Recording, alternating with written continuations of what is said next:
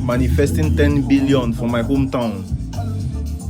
The reason we found there was a terrible tragedy that is still unfolding. People still they learn about their family where they born.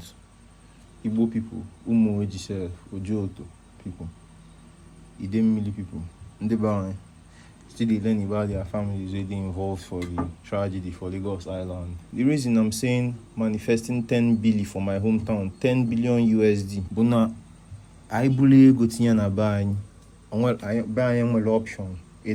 More personally, any type of wealth I get for this world, buy can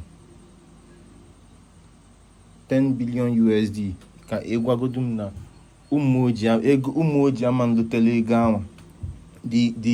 the spread of development we go come with that kind of influx of cash. No go fit day for only Mmuo. Or like an idem movement. A guy in a town. I am the highest level of Ogoo in Noah. I am the highest level of shopping center in Noah na brain or Wagi government na why no gi makani able one Nigeria ni no every ya control we. Well guy kai we guy tinya. Make we carry our own money put on. Any money now I get now for this our house in the state. Obviously. I no get the money now. But the one where I get na this our house in the state.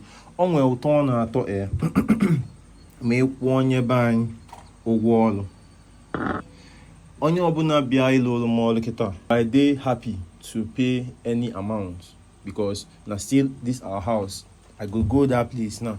Something go dey change for your own house. Something go dey change for your own house because you do something for my house.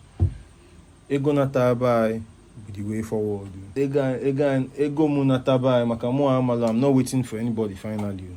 You know what I'm saying? I'm just sharing on my social media. Ego mu anatabai Ogoo Specialist Hospital. Right? I alunku no.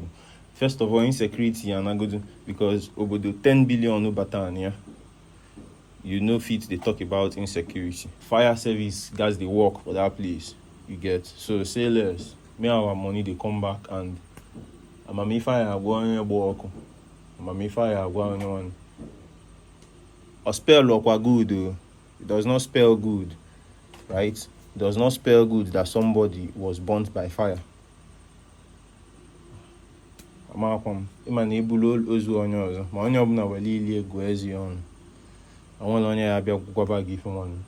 it does not spell good. The Lord does not bring and the Lord does not take away shit.